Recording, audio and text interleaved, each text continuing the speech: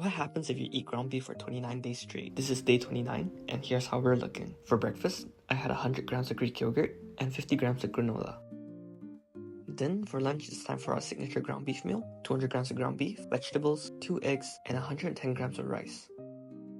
Took some creatine, and at work, I got this chicken cartilage and some milk tea. Coming home, I had 400 grams of chicken thigh, seasoned it, and gave it a hand job. Pair it with some rice again. As a snack, I had almonds, and that's it for day 29. If you want to see if I can hit my goal, follow my journey for daily updates.